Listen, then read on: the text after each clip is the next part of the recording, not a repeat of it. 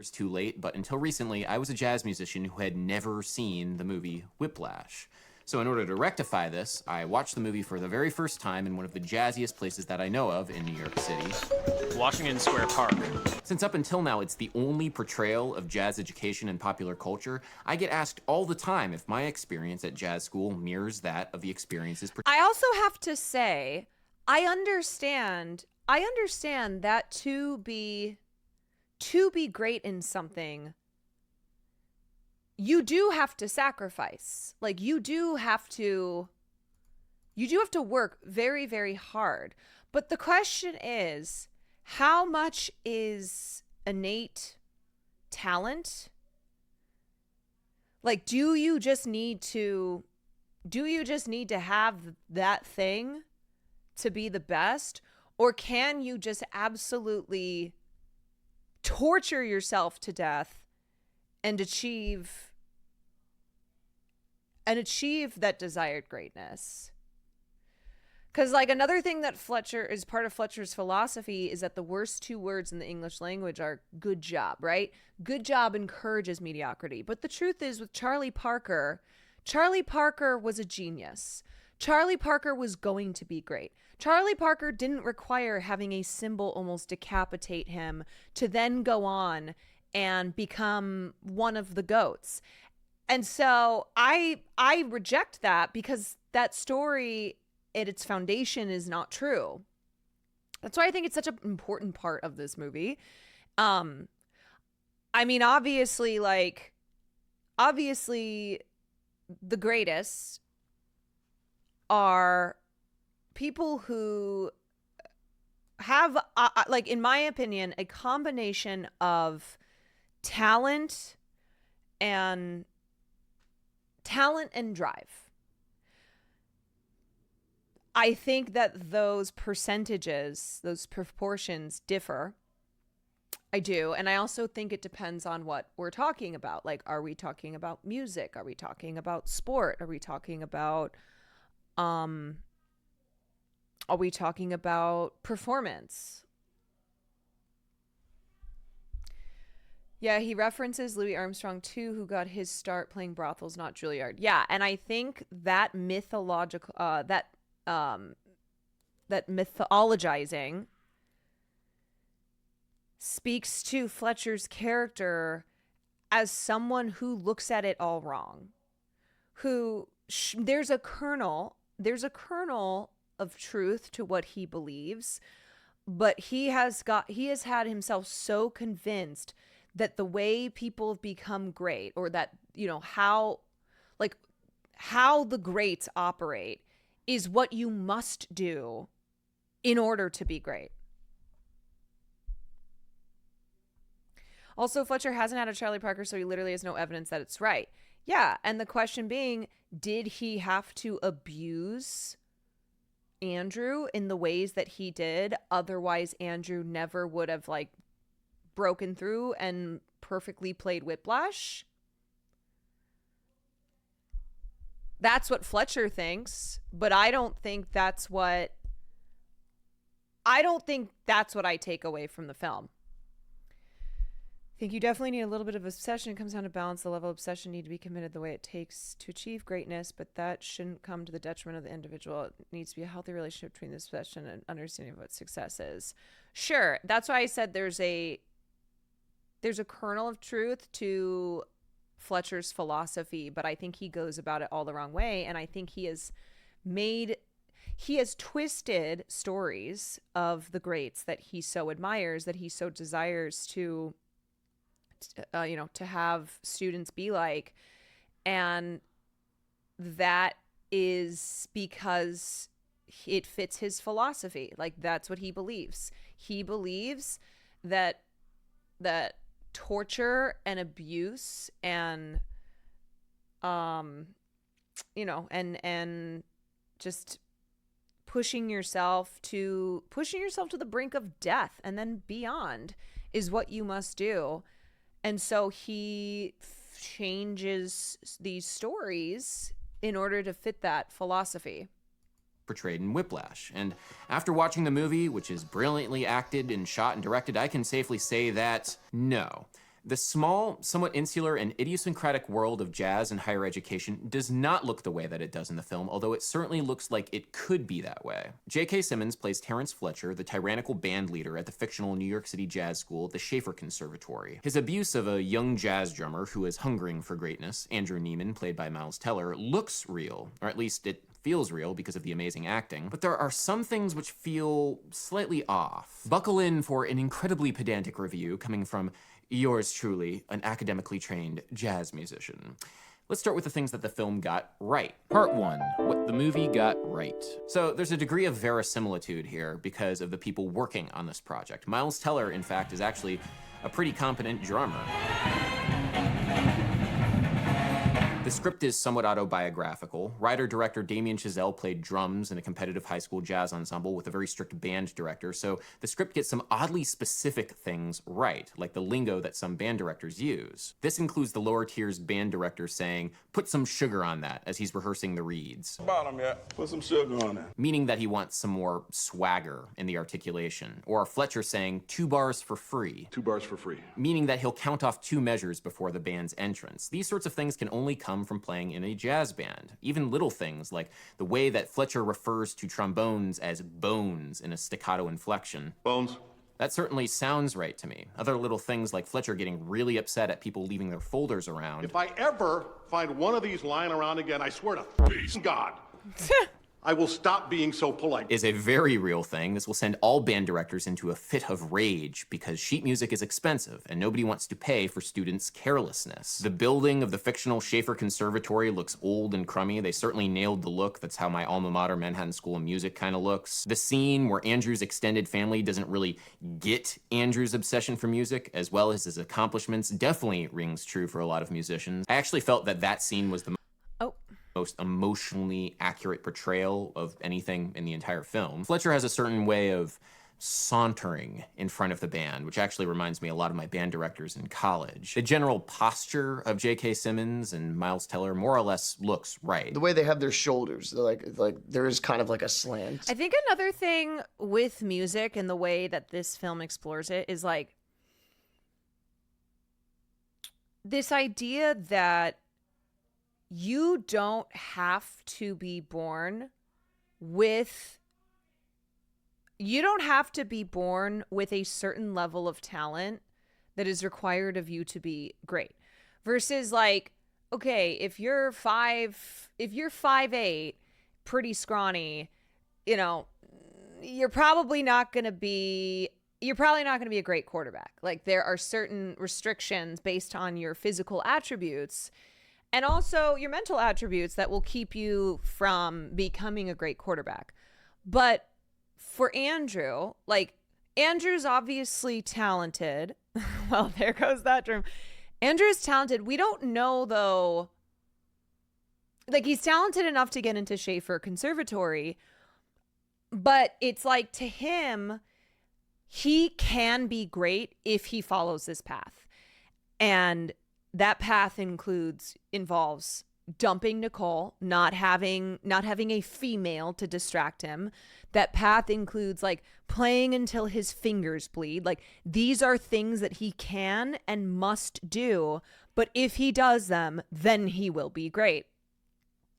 And that scene at the dinner table where he's like, you're D3, you're this, you're that. You guys will never have the chance to be great. It's not in the cards for you, but I can and I will be because I know what needs to be done here. And so rather than it being this, oh, yeah, he's got talent, but it's not enough talent to bring him to that level. Well, the rest of that can be filled in by just this unrelenting obsessiveness. Centaur, thank you for the 9 months, and yes, sir, thank you for the 17. Clobaz, thank you for the 21. You know, it's a certain posture and a certain way they kind of sit over the kit. I could sit here all day and nitpick all of the times that Miles Teller is moving his hands a certain way and what we're seeing is not what we're hearing, but honestly, it's not that important, and they got it more or less right, because the entire band is made up of professional musicians, and they're miming too, but at least they're holding their instruments correctly and more or less fingering what we're hearing. That is, everybody in the band except You're for the telling people me with my mom speaking lied roles. when she said I could I think do I know why anything? that might be, because in order to have a speaking role in a Hollywood Hollywood movie, you need to be a member of the Screen Actors Guild. And it's going to be the actors, not the musicians, who actually bother getting a union card. So if the people in the movie have lines, What are you doing? chances are they're not going to look like they're playing their instrument for real. Oh, that's unfortunate. But anyway, that's not super important. It doesn't affect how the world of jazz is portrayed, and there's still other really oddly specific details that the movie got right, like handwriting in the various subdivisions of 7/4 on the drum chart for the titular piece, Whiplash. Whiplash, written by Hank Levy for the Don Ellis Orchestra, is in 7/4, 7 beats per measure, but at a certain point, it's felt in shifting subdivisions of 2 and 3/8 notes that don't really repeat. The feel of 7/4 changes rapidly, so the extra markings are important in understanding how to play it. Fun aside, I recently discovered the shorthand that some drummers use for groupings of 2 and 3/8 notes. They represent groupings of 2/8 notes as a line and 3/8 notes as a triangle. This has nothing to do with the movie Whiplash. I just thought that was interesting. Nerd. Anyway, nobody would know this fine detail of musicianship unless you actually had to play the piece of music, like writer-director Damien Chazelle did when he was in high school. Some of the pieces of the music in the movie were pieces that I played myself as a drummer, Whiplash, Caravan, so those were kind of starting points in a way. What starts to take me out of the movie, though, are the little details that the movie just kind of gets wrong. Part 2, what the movie got mildly wrong. The whole movie feels like Damien Chazelle is remembering the general gist of jazz culture, but only through the haze of the memory of his experiences in high school. Like, for example, this guy. This guy does not look like a jazz musician. He looks like a high school jock. There is this guy, however. He does look like a jazz musician. He's decked out in jazz normcore attire, but he's wearing a bass backpack case. In New York City, nobody wears those. Everybody uses wheels because they're a lot easier to navigate the New York City subway as well as the tight quarters of buildings. And there's also the odd use of lingo. Don't discriminate against sexy, muscular, muscled, redheaded hotties. Off somehow, like it's been translated in Google like one too many times. For example, when Fletcher invites Andrew to play at JVC, Fletcher assures him that they'll be playing songs that Andrew knows from the, quote, studio band playlist. I'm using the studio band playlist. Any musician would call this the studio band set list.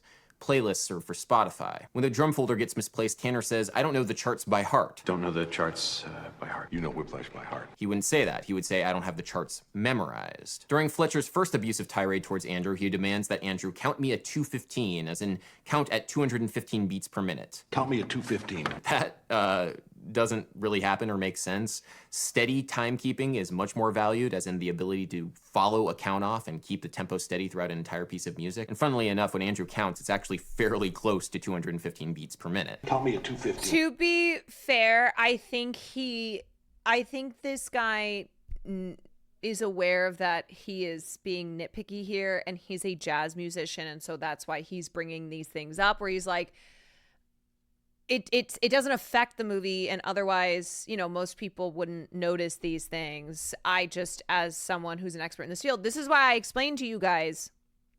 Yeah, he said in the beginning he was going to be pedantic. So I explained to you guys that when this movie came out, and then subsequently over the years, I think it's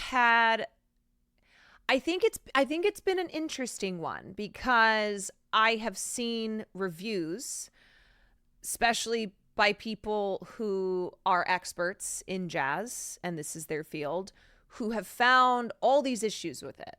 And I think, aside from the anachronisms and just the other things that are not factually correct, I think it's because of what they think this is saying about music and saying about greatness, and I don't think that this is about jazz music at all. 1, 2, 3, 4. 1, 2, 3, 4. Jesus fucking Christ! Fletcher then says, Am I to understand that you cannot read tempo? any trained musician who's asked to do that, count off a specific BPM marking without a reference or without a count off, will just ballpark it, because honestly, it's just not that important of a skill to have. Fletcher then talks a little bit too literally about quarter note equals 330 and says, That is a double time swing. that, I don't know, I guess I technically would makes say sense, I don't think because it's double time specifically swing about sometimes is used jazz. as a shorthand for fast swing feel, although technically that's not really what it means. Double time swing. It's J.K. Simmons' delivery of the line, His double time swing. Here a little double time swing. Oh, double time. as well as Keeping the your phone insistent on the red use make of you a that great phrase throughout jazz the entire player. movie, which Yes, it's feels a kind requirement. of off. Then when Fletcher has Fletcher's menacing the band, he keeps referencing a, quote, out-of-tune player. An out-of-tune player here. The phrase would be probably somebody is playing out of tune. Then, of course, there's this chestnut. Hey, Dad, look at my paradiddle. And then the kid doesn't play the rudiment of a paradiddle. Of course, that is also because kids are kind of stupid, but, you know, there is that. But personally, the most jarring of all these little minor grievances is when Fletcher... I love that he's insulting this child, and I'm like, no, I'm stupid too. No, I'm dumb. reminds the brass to, quote, sharp the ninth. Brass, do not forget we sharp that ninth. Which makes no sense. You would say that to a chord player, like a guitarist or a pianist who consistently forgets to voice the 9 as a sharp 9 on, say, a dominant 7th chord. You wouldn't say that to an entire section. If you want to remind one person to change the note from, say, a D natural concert on a C7 to a D sharp, you'd single out that particular player. And for a character like Terrence Fletcher, singling out a particular player for humiliation seems like it's part of his character. So why they didn't do that and just said, brass sharp the 9th. Anyway, all of these moments have the cumulative effect of, say, What? an American actor speaking in kind of a bad British accent. Far from my heart that burns with passion. They're all kind of unintentionally funny. It's made more frustrating by the fact that the movie got a lot of things almost right. Part 3, what the movie got, like, almost right. Okay, so there are little things which are technically true, but a little strange, especially considering that I think they were added just to make it feel more realistic. Like, for example, Tanner telling Andrew to tune the drum set to B flat. Tune the set to B flat. This is a super old school technique that was only really used when bands were playing in very horn-friendly keys like B flat, but for the more modern repertoire, like the tune Whiplash, for example, the practical effect of tuning the resonant elements of a drum set to a particular key is minimal, if not useless. Excuse me, can I get a B flat? Fletcher then claps in fast tempos on beats 1 and 3. Horn friendly. Faster! This is actually not quite as cringy as it might seem, even though it's fairly cringy to clap on 1 and 3, because jazz big band conductors will conduct fast tempos on beats 1 and 3, as in 1, 2, 1, 2, 3, 4. Except when you're counting off something, you're going to snap on beats 2 and 4, as in 2, 1, 2, 3, 4. They'll also pronounce the word 1 as un. Fun fact. And then, it's not really wrong, but there's the issue of how Fletcher counts off the tune Whiplash. 5, 6, and. Even if Damien Chazelle thinks this is right, this sounds kind of wrong to me, admittedly for some fairly subtle reasons. You see, dancers think in 8 counts, so choreographers' starting routines will start on 5, as in 5, 6, 7, 8, whereas musicians starting in 4/4 will always start in 1, 1, 2, 3, 4. So any musician who has ever worked with a dancer, hearing a 5 at the beginning of a count-off will immediately cringe. 5, 6, 7, 5, 6, 7. But Whiplash is not in 4/4, it's in 7/4. There are 7 beats to the measure, so if you're going to start the count off on beat 1, it would take forever to get to the point where you're actually supposed to start playing. So Fletcher starts counting on 5 and counts the final 3 beats of a measure of 7/4 as the count off. I'm so high, I think I understand. Sometimes you Chazelle come probably full remembered circle. his old band director doing it this way, so he had Fletcher start the count off on 5, the thing that makes my skin kind of crawl. 5, 6, and. The thing is that's a fairly old school way of counting off odd time signatures, and it's not really used that much anymore. 5, 6, and. The problem is that this method sometimes leads to some confusion, Wait for my cue. especially in a chart like Whiplash, where the 7/4 is subdivided in different places in the chart. So with some exceptions, modern practice suggests that you count off everything in 4/4, no matter the time signature, just to avoid that kind of confusion. That confusion actually exists in the movie during the abusive rushing, dragging scene, where Andrew gets confused and is counting in 7 briefly, but Fletcher then insists that he counts in 4. Start counting. 5, 6, 7. In 4, damn it! Look at me! Anyway, none of this so far, none of it really affects anything. It doesn't affect the plot in any sort of meaningful way. It's all just kind of been, you know, like astrophysicists complaining about Interstellar or whatever. Most of us really just don't care. We just want to enjoy the movie on its own storytelling merit. I apologize for what has effectively been the jazz equivalent of Neil deGrasse Tyson complaining about every science fiction movie ever. So let's move beyond the surface level. Let's talk about the character of Terrence Fletcher. Are the tough love elements in Terrence Fletcher's teaching really there in modern jazz conservatories? Part 4, Terrence Fletcher. Terrence Fletcher that he's is a self-aware, professor too. who teaches at a prestigious New York City jazz school. So I talked to a professor who teaches at a prestigious New York City jazz school, my good friend Josh Bailey, who teaches at NYU Steinhardt, and asked him what would happen if somebody like Terrence Fletcher actually taught young students today. They're freshmen and like confused and torn in 1,000 different directions. So if I were to whiplash them, because that's a verb now, you can whiplash. If I were to whiplash them, then they would be like, well, I'm going to not do this as my major and just switch to poli-sci because I can. I've sort of learned that at least with this generation, or maybe the last 2 or 3 years of students, to have like a tough love mentality, but from a removed perspective, and I don't actually implement it upon them. I'll tell them my tough love stories that I had so that way they can avoid it. Terrence Fletcher is a useful storytelling trope.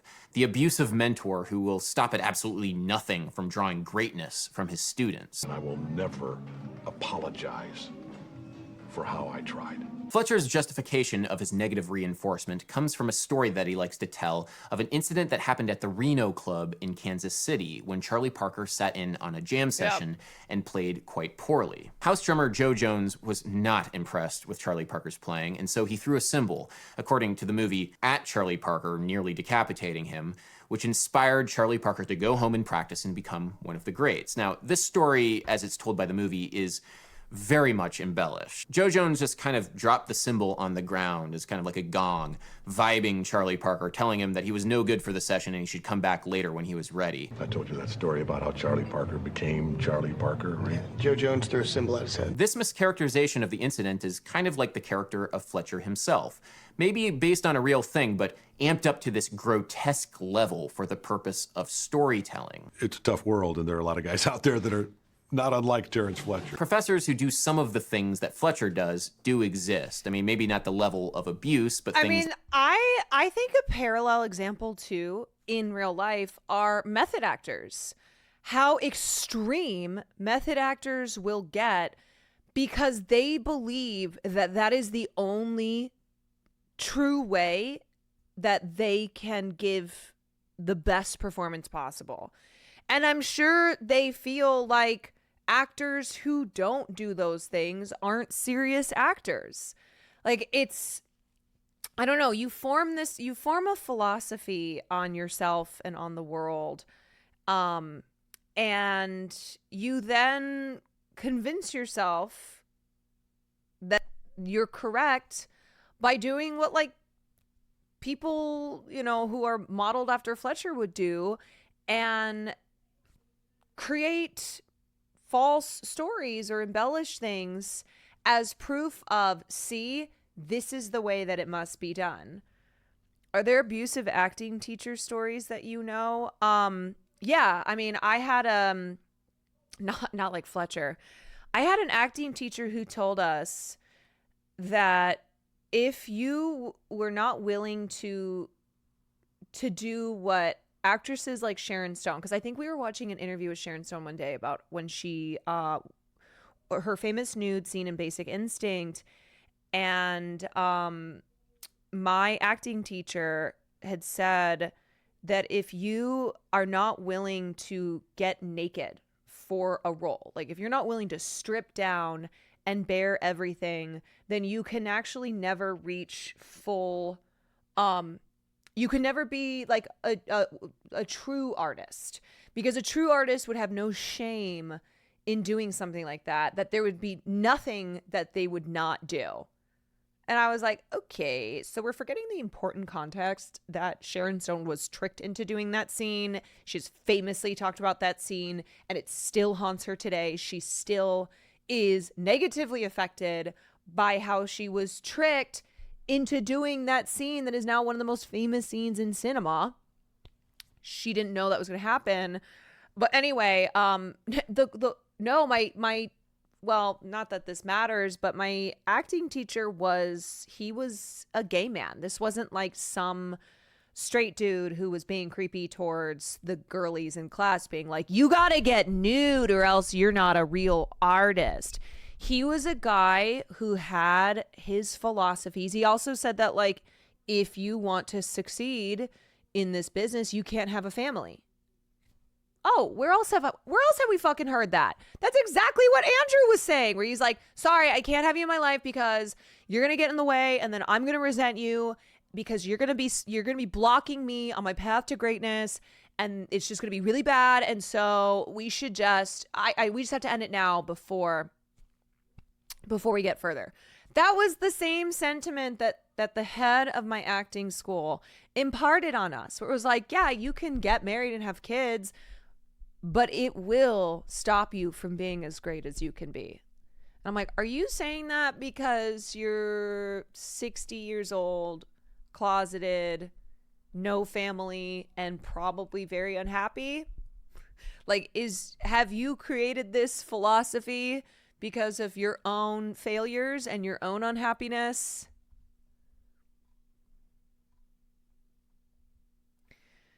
I got a similar speech in my theater class. So yeah, obviously J.K. Simmons' Fletcher character is exaggerated. This is a movie, and one that I consider to be a horror and thriller sculpted film, and so even more this is going to be exaggerated.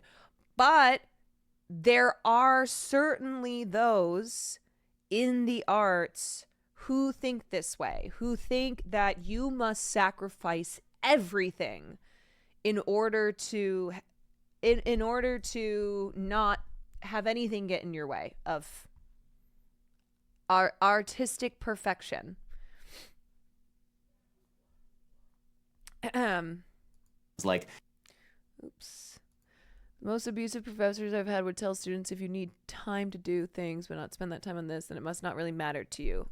the casual misogyny, Well, you're in the first chair. Let's see if it's just because you're cute. the homophobic insults. This is not a Bette Midler concert. We will not be serving cosmopolitans in baked Alaska, so just play faster than you give hand jobs, will you please? Singling out players for unnecessary levels of humiliation. Yeah, those things do unfortunately happen, especially from professors cut from the cloth of the, quote, old school. Fletcher's obsession with the story of Charlie Parker does also kind of ring true, because older professors ensconced in the ivory tower often don't know of any jazz past 1960. Chances are Damien Chazelle isn't hip to these musicians either, but the characterization of the older musician who doesn't know anything about anything new is accurate, so there's that. Chazelle probably has no idea who young musicians might idolize. Yeah, Charlie Parker is deeply respected, but there is kind of the elephant in the room when it comes to talking about the movie Whiplash and young musicians' fixations on particular musicians.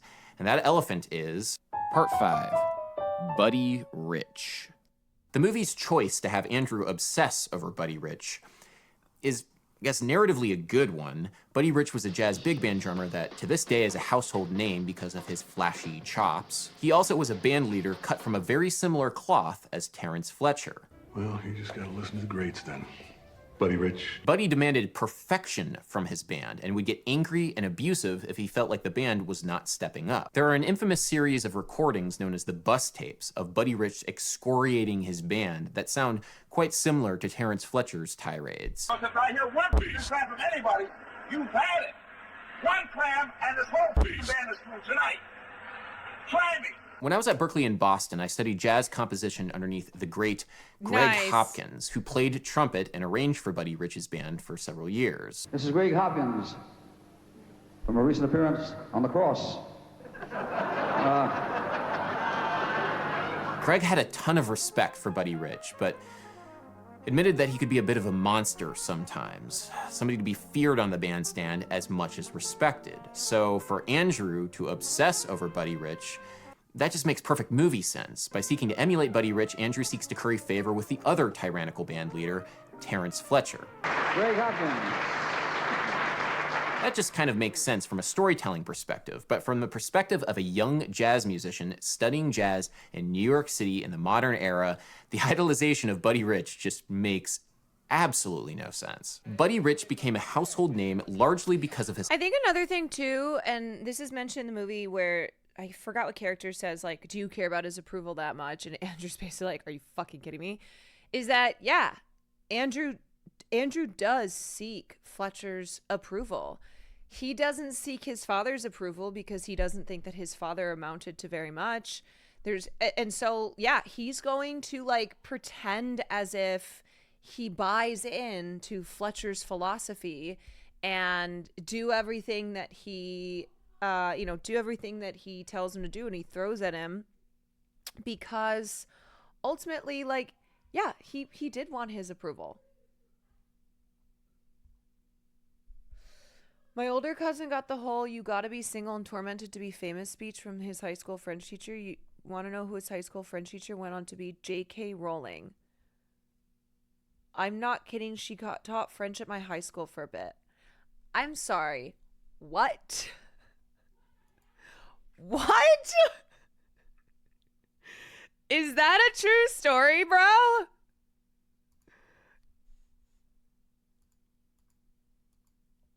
Cause that's crazy. Yeah, gotta be single and tormented to be famous.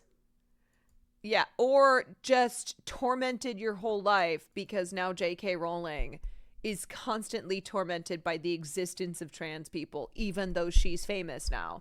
She can't just enjoy her fame. She is waging a one-woman war. That's a crazy ass connection there.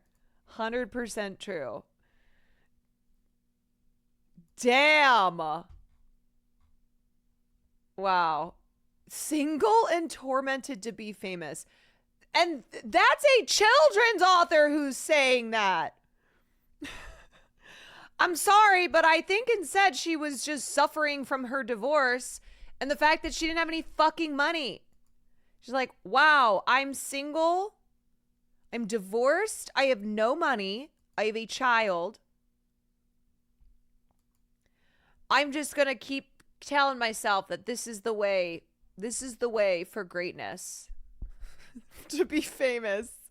She taught French in the late 90s and early 2000s at a Scottish state school that my entire family went to. That's wild. His association with show business. He was a frequent guest on Johnny Carson, so the general public is likely to know She hates transgender who he people is. so much, even But as Elon far told as her to post musicians other stuff go, on her Twitter account. his I know, influence that's on how you know how modern bad it jazz is quite minimal. What are some drummers that a lot of students are checking out?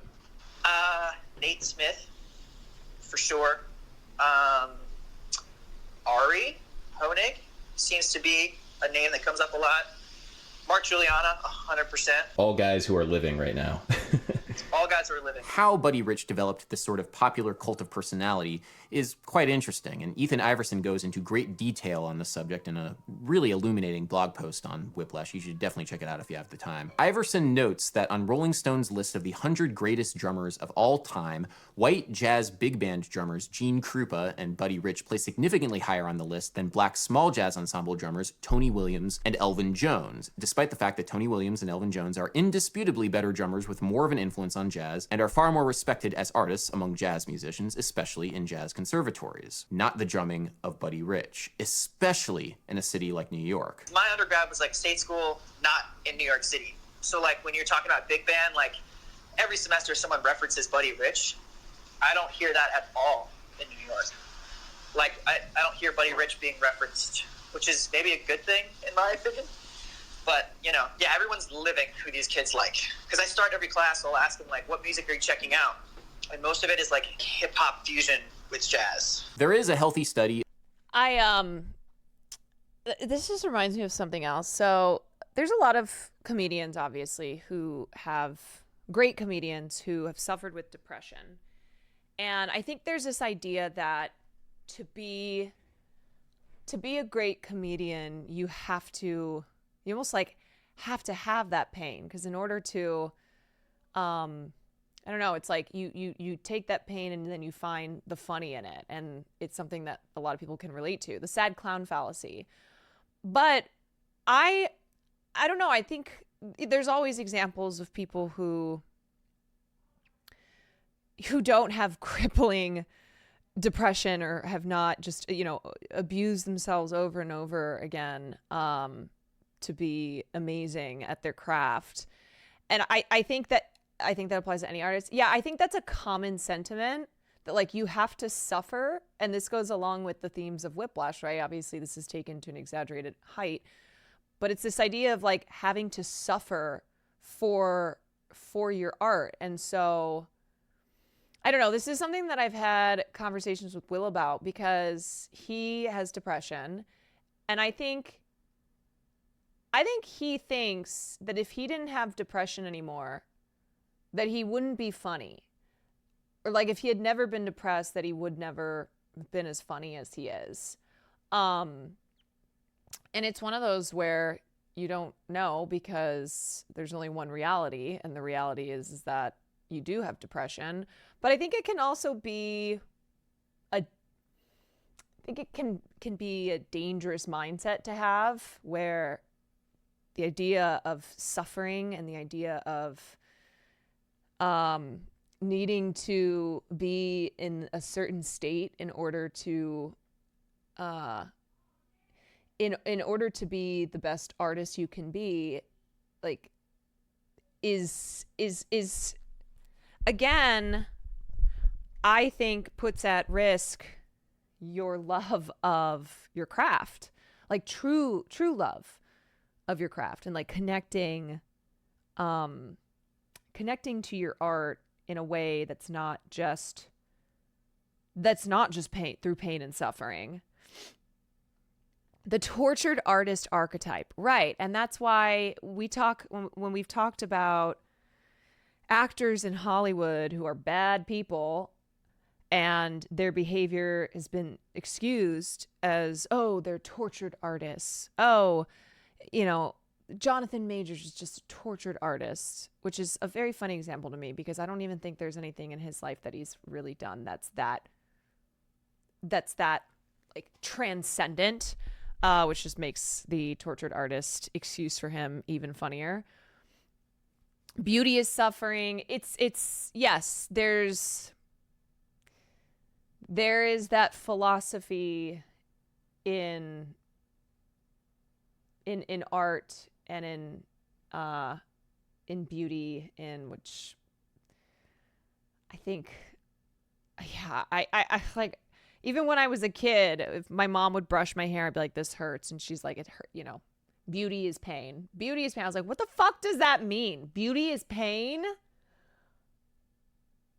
Why? Like, why does that have to be the only option here?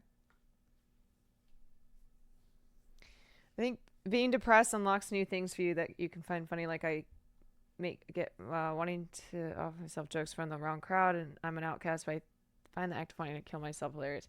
Well, I'm not saying that having struggles doesn't give you an ability to relate to people who have those same struggles, and especially when you can like take something like depression and find the funny in it. But I think this mentality that you can only be great, you can only be, you know, you can only be beautiful, you can only be funny, you can only be this amazing jazz musician if you endure the suffering, if you like embrace the suffering. I just don't know if that's, I mean, I don't know if that's something I know it's not something I ascribe to, because I don't think that would work for me. No pain, no gain, baby.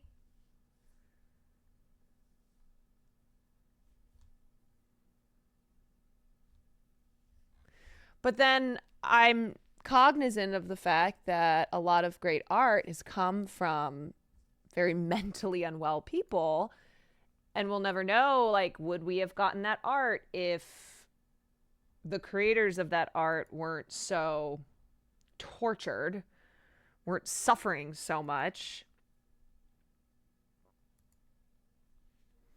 Yeah, I love that Robin Williams quote. I think the saddest people always try their hardest to make people happy because they know what it's like to feel absolutely worthless. They don't want anyone else to feel like that. Totally. And I understand that. But I think it's the idea that, oh, if you stop being less sad, then you'll be less funny. So I just have to stay sad. I have to keep myself in this pain, because even though the alternative seems like an easier life, maybe it means that I lose my gift. I think that's how some interpret that.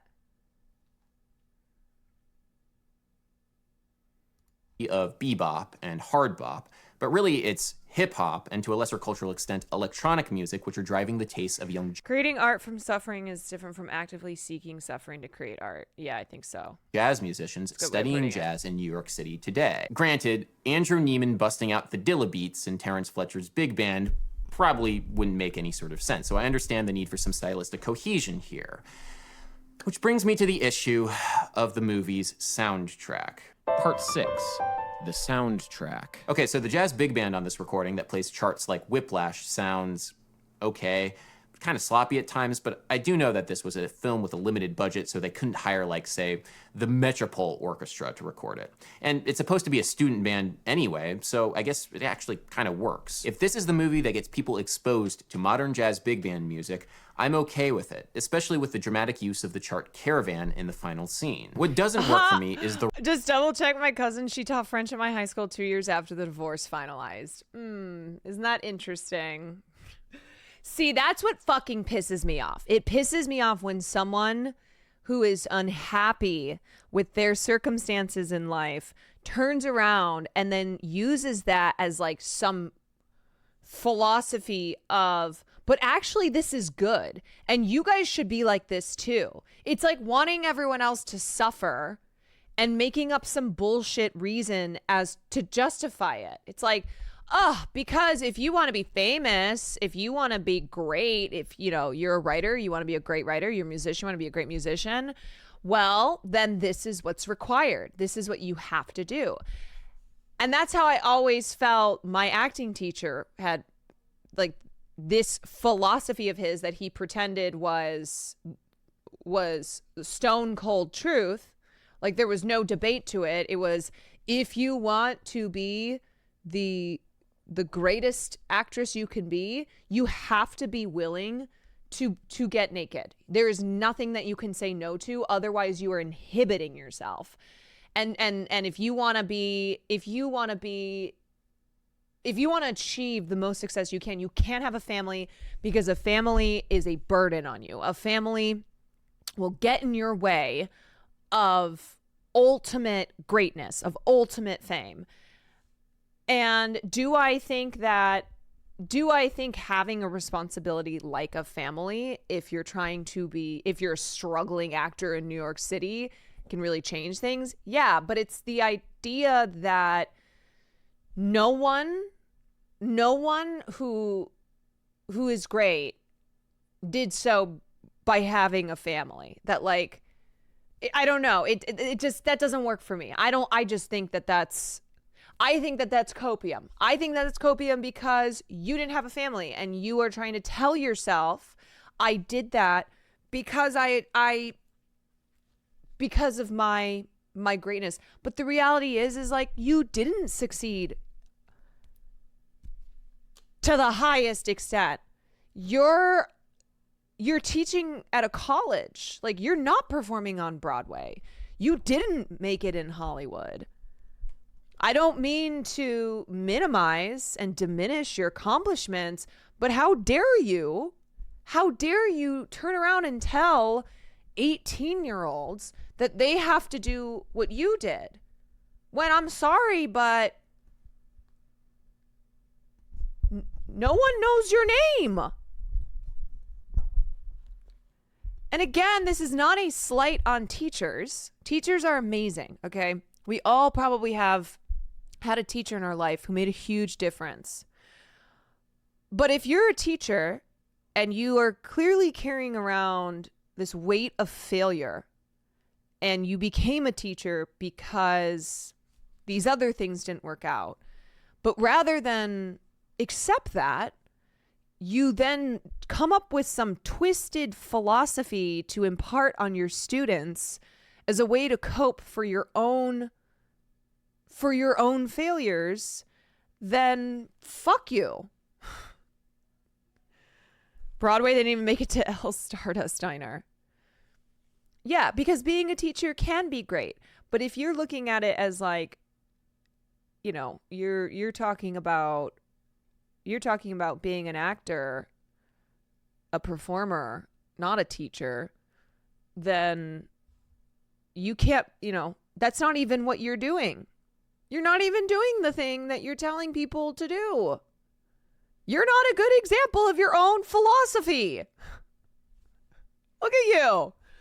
60 alone, and you didn't become you're not Robert De Niro. Like, you don't have a Tony. And the funny thing with J.K. Rowling is like, okay, yeah, J.K. Rowling did achieve fame. That's not a causation there. Her being divorced and unhappy, like, that's not, oh, if you're divorced and unhappy, then you will become a famous author. Like, obviously, there's a lot of other factors involved. Correlation is not causation. But I look at J.K. Rowling now and it's like, has this bitch ever been happy? I look at how she conducts herself online. This woman has everything in the world. She's one of the most famous people in the world. She's a billionaire. And she still is unsatisfied. She still just cannot be. Joanne. Oh, Joanne. Just fucking miserable. Dr. K says that successful people are pretty bad at explaining how to be successful. Yeah. There's no rule book to follow, okay? Because if there were a rule book, then everyone who wanted these things in life would follow said rule book and achieve them. The rest of the soundtrack, composed by Justin Hurwitz. It's supposed to be jazz, but honestly, it fails on every single account, especially in the scene where Andrew happens upon Fletcher playing piano in a supposed jazz club in New York City.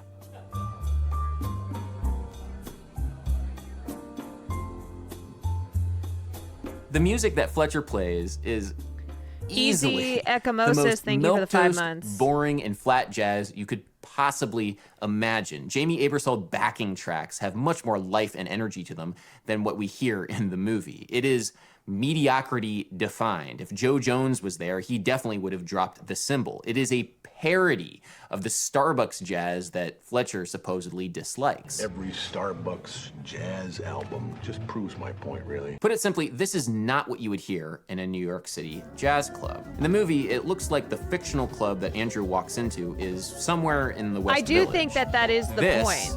Is closer to what you would hear in the West Village. I recorded this at Robert Glasper's residency. The Harry Potter at the Blue books Note were back in banned from the English October. department I went to. All of the tropes of the modern teachers New York hated her jazz, so including much. Fast fusion noodlings, followed by a cheeky quote, in this case, Mussorgsky's Pictures Love at an it. Exhibition.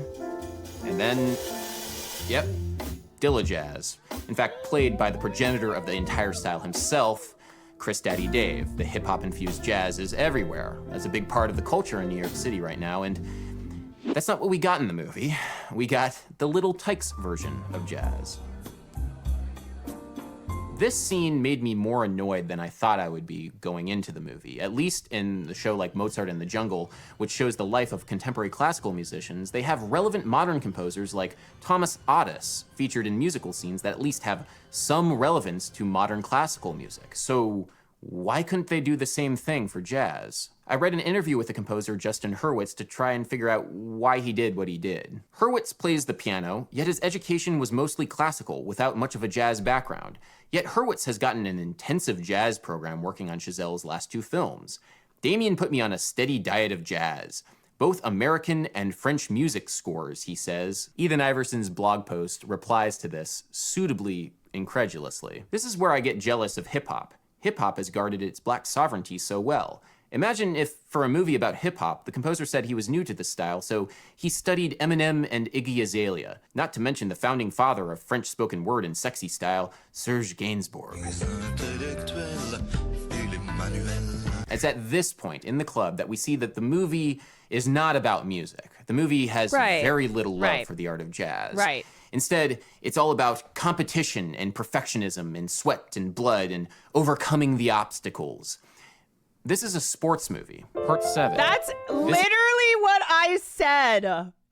This is not pre-watch. When I compared this to a sports film in structure and, in structure and in theme, yeah. And I genuinely, I think people who do not like this movie don't like it because they're focused on the wrong things, in my opinion.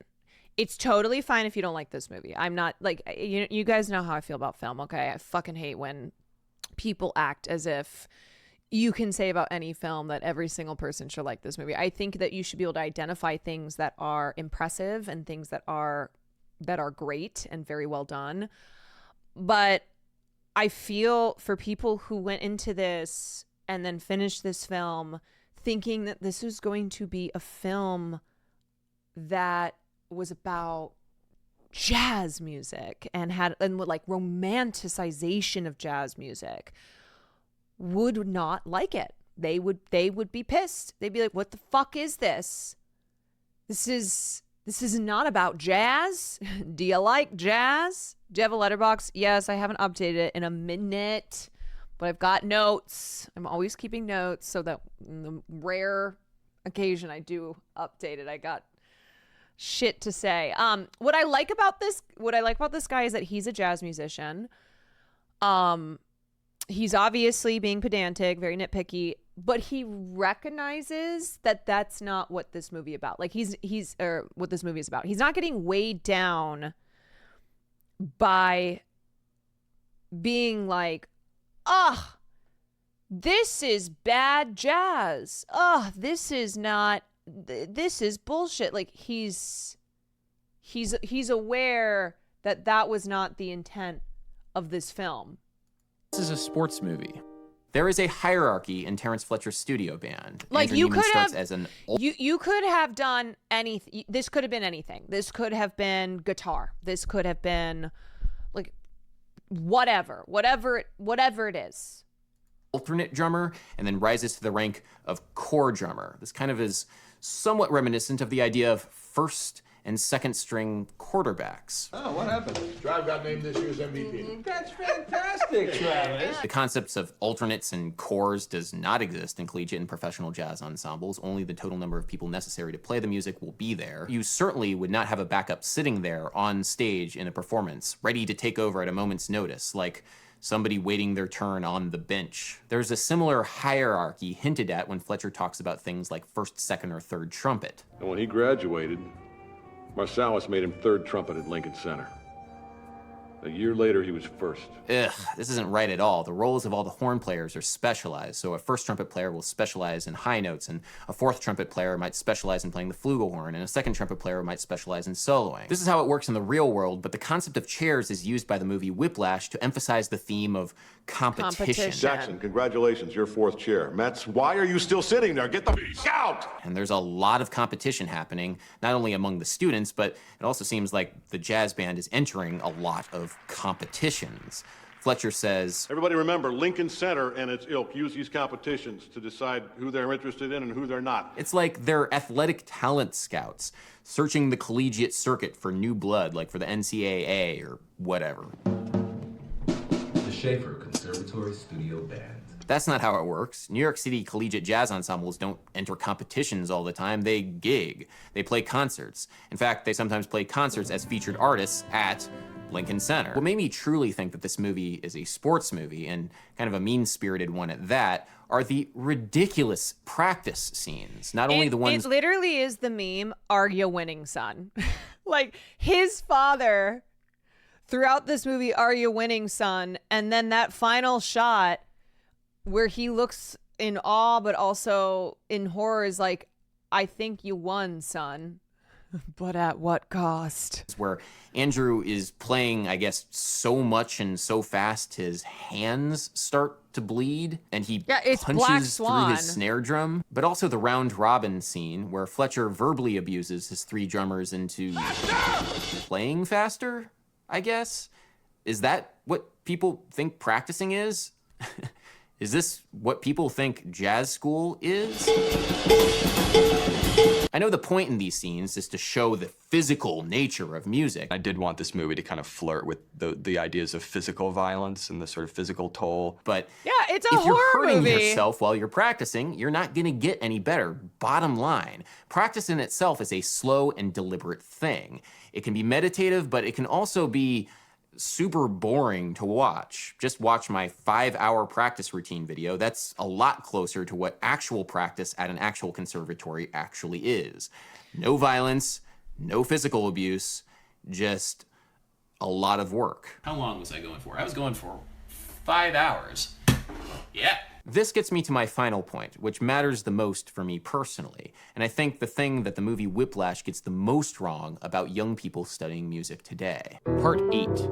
Music is, like, fun. The great jazz drummer Peter Erskine wrote a review of the movie Whiplash that includes a quote that I think is most relevant to what I want to say on this matter. I'm disappointed that any viewer of the film will not see the joy of music making that's almost always a part of large ensemble rehearsals and performances. Musicians make music because they love music. None of that is really apparent in the film, in my opinion. No, it's I not. hear so many great young musicians playing this music, and they play the music because they love the music. I can see the joy of music happening a little bit in the scene where Andrew is watching Buddy Rich play on his phone while Andrew's on the bus. This sort of thing happens a lot. Young jazz musicians. I also said, like, the first shot in the movie to me is the most relaxed that Andrew is while drumming because he has not yet been sucked into this insane abusive philosophy of Fletcher's, and like the psychological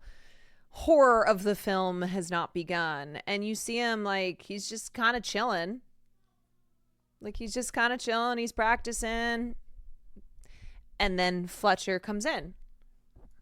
Will excitedly check out musicians that they like on YouTube or wherever. I cannot tell you how many times I've been in this situation.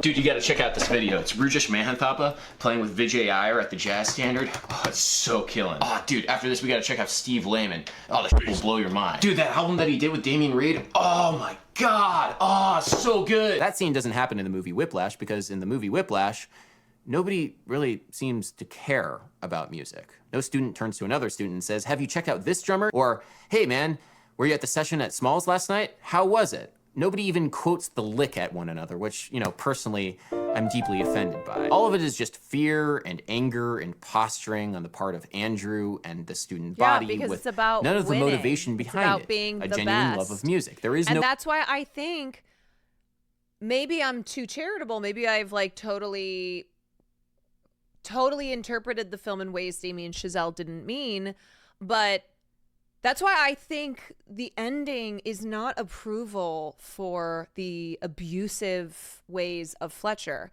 That this film being about obsessiveness and being about this relentless pursuit for greatness at all costs is saying that, like, that's no way to be because you have then no love for the thing that you're doing. It's not about, there's no shared humanity. There's no connection to the art.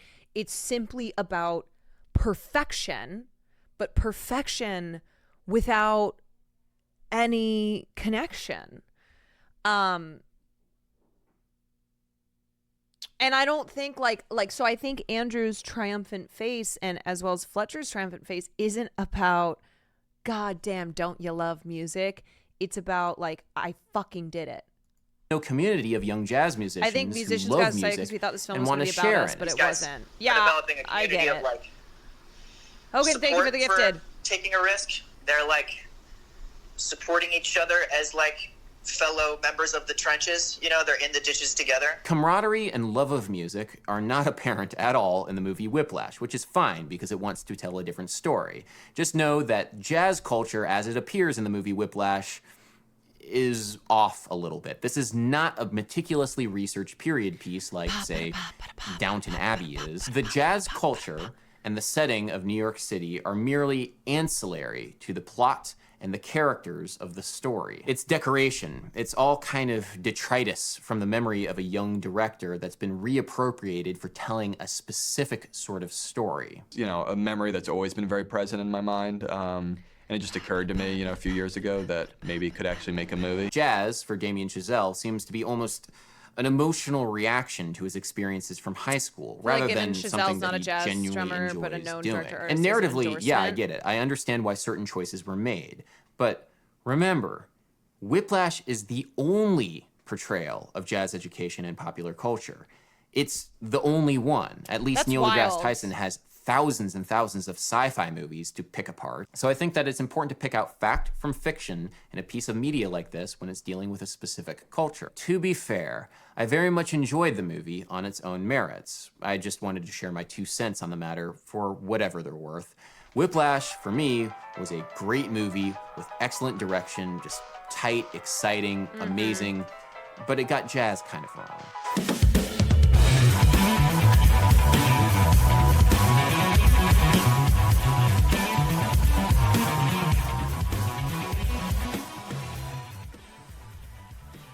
Interesting. Yeah. I think this also shows that you can critique something, you can have you can have things about a film that frustrate you, but still enjoy the movie. You know? I remember when I would get confused when Will and I would watch a film and he would just kind of go on and on about the things that drove him mad.